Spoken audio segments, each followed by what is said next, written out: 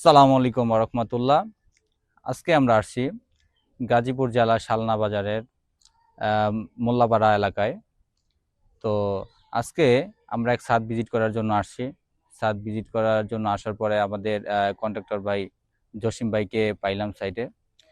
তো আমাদের আজকে প্রচুর বৃষ্টি হয়েছে। বৃষ্টির পরপরই আমি সাইটে উপস্থিত হয়েছি। তো এখন ওনাদের কাজ প্রায় কমপ্লিট, বৃষ্টির কারণে হয়তো কিছু একটু লেট হয়েছে। তো মোটামুটি আলহামদুলিল্লাহ মোটামুটি বাইন্ডিং এর কাজ প্রায় কমপ্লিট, প্রায় আপনার 80% কমপ্লিট হয়ে গেছে, বাকি 20% বাকি আছে। তো আজকে আমাদের প্রায় এখানে এই 1300 না না 1200 স্কোয়ার ফিট ছাদ হবে। হ্যাঁ, ও সরি সরি, 2200 স্কোয়ার ফিট। হ্যাঁ হ্যাঁ, আচ্ছা, প্রায় 2200 থেকে 2300 স্কোয়ার ফিট ছাদ হবে। তো আমাদের এই ছাদের কি অবস্থা তো আপনারা দেখতে পারতেছেন। তো আরো দেখানোর চেষ্টা করব যে ছাদের কোনো ত্রুটি আছে কিনা বা কোনো ভুল আছে কিনা। ভুল যদি থাকে অবশ্যই সেটা সংশোধন করার চেষ্টা করব, এমনকি আপনাদেরও দেখানোর চেষ্টা করব কোনো যদি ত্রুটি থাকে। তো আরেকটা বিষয়, তো আমাদের জসিম ভাই সে এই কাজটা শুরু থেকেই করতেছে। তো ওনার অনেক সাইট আছে শালনা বাজারে। তো উনি আলহামদুলিল্লাহ মোটামুটি এই কাজ ভালোভাবে করেছে। এমনকি যে কোনো পরামর্শ শুরু থেকে শুরু থেকে উনি কিভাবে কাজটা করবে, ডিজাইন মাফিক কিভাবে কাজটা করলে ভালো হয়, সার্বক্ষণিক আমাদের পরামর্শ অনুযায়ী সে কাজটা করেছে। এই জন্য ভাইকে অনেক ধন্যবাদ। আমাদের পরামর্শ অনুযায়ী এমনকি ওনার নলেজে কাজটা করছে, মোটামুটি আলহামদুলিল্লাহ সুন্দর হয়েছে। তবে কিছু কিছু কমন যেগুলো ভুল থাকে এগুলো ম্যাক্সিমাম প্রায় সাইডে আমরা দেখি। কিছু কিছু আপনার যখন রড আমাদের একটু বাড়তি থাকে সেই রডটা কাটা হয় না, বা রড শর্ট পড়ে যায়, সেই ক্ষেত্রে আমাদের একটা টুকরা রড বা বাড়তি একটা রড ওনারা লাগিয়ে দেয়। তো এই টুকিটাকি ভুল হয়ে থাকে আর কি সাইটে। এগুলো একটা কমন ভুল, অনেকে ভুল করে থাকে। তবে আমরা আসি যেন কাজটা 100% হয়, ভুলগুলো যেন কিভাবে শুধরে সঠিক করা যায় সেই চেষ্টা করি। এখানেও তাই করব। যদি কোনো ভুল থাকে তাহলে অবশ্যই আমরা যেন সেটা 100% ইনশাল্লাহ হয় সেটা আমরা চেষ্টা করব। তো যাই হোক জসিম ভাই, আমরা একটু দেখি আপনার কি অবস্থা কাজের। ঠিক আছে, একটু আসেন এদিকে, একটু আমরা চেক দিই। আর লেবেলে সুতাটা একটু টানে রাখেন, আর লেবেলটা চেক দিব। একটু ওনাকে বলেন টানে রাখতে। আচ্ছা, একটু সামনে আসেন।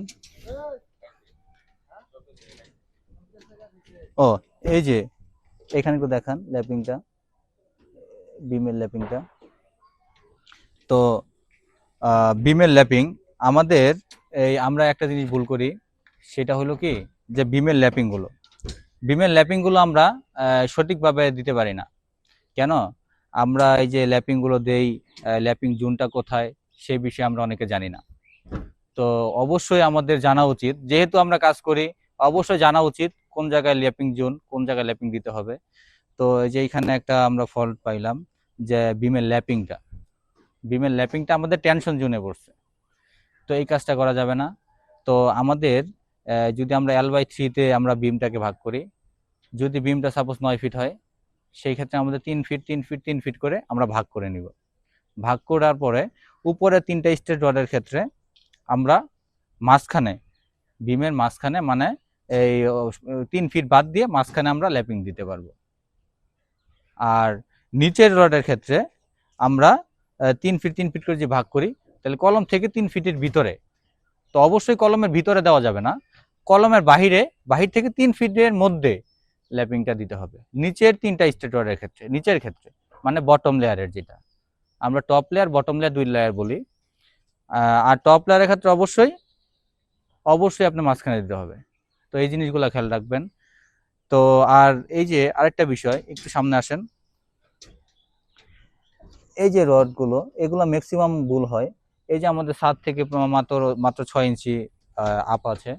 তো এই জিনিসগুলো আপনারা খেয়াল রাখবেন যেন এই টপ রড, কলামের রডগুলো অবশ্যই এইটাও সেম L/3 আপনারা ভাগ করে এই আপনার ছাদের টপ থেকে যেন অবশ্যই ছাদের টপ থেকে 3 ফিট উপর থেকে যেন আমাদের ল্যাপিং পড়ে, 3 ফিটের মধ্যে না, 3 ফিটের উপরে যেন ল্যাপিং পড়ে। এই জিনিসটা অবশ্যই খেয়াল রাখবেন। 3 ফিটের মধ্যে যেন আপনাদের ল্যাপিংটা না পড়ে কলমের রডের ক্ষেত্রে। যদি আপনার 9 ফিট হয় এটা 3 ফিট যে মেজর তা না, 9 ফিট হয়, সেটা L/4 থাকলে L/4 ভাগ করে নেবেন। যদি L/3 তে থাকে, এটা ডিজাইন অনুযায়ী। L/3 তে আমি বলে দিলাম যে L/3 তে দিবেন তা না। যদি আপনার ডিজাইনে থাকে যে L/4, ইটস ওকে, L/4 ভাগ করে দিবেন।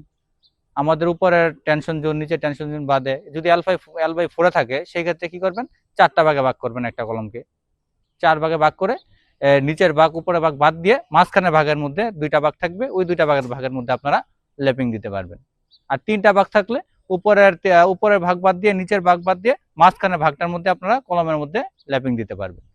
তো এই জিনিসটা খেয়াল রাখবেন। আর আরেকটা বিষয়, যে জায়গায় ম্যাক্সিমাম প্রতিটা সাইটে ম্যাক্সিমাম এই জিনিসটা আপনারা ভুল করেন, যে এইখানে মোটামুটি এই যে 1টা 2টা 3টা, প্রায় 3টা রড প্রায় সেম ল্যাপিং হয়ে গেছে।